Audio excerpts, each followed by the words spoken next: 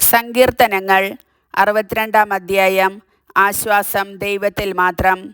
ദൈവത്തിൽ മാത്രമാണ് എനിക്ക് ആശ്വാസം. അവിടുന്നാണ് എനിക്ക് രക്ഷ നൽകുന്നത്. അവിടുന്ന് മാത്രമാണ് എൻ്റെ അഭയശിലയും കോട്ടയും. ഞാൻ കുലുങ്ങി വീഴുകയില്ല. ചരിഞ്ഞ മതിലും ആടുന്ന വേലിയും പോലുള്ള ഒരുവനെ തകർക്കാൻ നിങ്ങൾ എത്ര നാൾ ഒരുമ്പെടും? അവൻ്റെ ഔന്നത്യത്തിൽ നിന്ന് അവനെ തള്ളിയിടാൻ മാത്രമാണ് അവർ ആലോചിക്കുന്നത്. അവർ വ്യാജത്തിൽ ആനന്ദിക്കുന്നു, അധരങ്ങൾ കൊണ്ട് അനുഗ്രഹിക്കുന്നു, ഹൃദയം കൊണ്ട് ശപിക്കുന്നു. ദൈവത്തിൽ മാത്രമാണ് എനിക്ക് ആശ്വാസം. അവിടുന്നാണ് എനിക്ക് പ്രത്യാശ നൽകുന്നത്. അവിടുന്ന് മാത്രമാണ് എൻ്റെ അഭയശിലയും കോട്ടയും. എനിക്ക് കുലുക്കം തട്ടുകയില്ല. എൻ്റെ മോചനവും മഹിമയും ദൈവത്തിലാണ്. എൻ്റെ രക്ഷാശിലയും അഭയവും ദൈവമാണ്.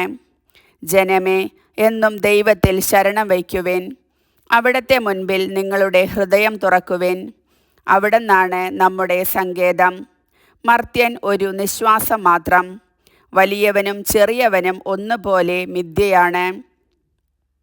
തുലാസിൻ്റെ തട്ടിൽ അവർ പൊങ്ങിപ്പോകും.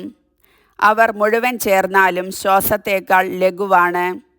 ചൂഷണത്തിൽ ആശ്രയിക്കരുത്. കവർച്ചയിൽ വ്യർത്ഥമായി ആശ വയ്ക്കരുത്. സമ്പത്ത് വർദ്ധിച്ചാൽ അതിൽ മനസ്സ് വയ്ക്കരുത്. ദൈവം ഒരു പ്രാവശ്യം അരുളി ചെയ്തു, 2 പ്രാവശ്യം ഞാനത് കേട്ടു. ശക്തി ദൈവത്തിൻ്റേതാണ്. കർത്താവേ, കാരുണ്യവും അങ്ങയുടേതാണ്. അവിടുന്ന് മനുഷ്യന് പ്രവർത്തിക്കൊത്ത പ്രതിഫലം നൽകുന്നു. കർത്താവിൻ്റെ വചനം.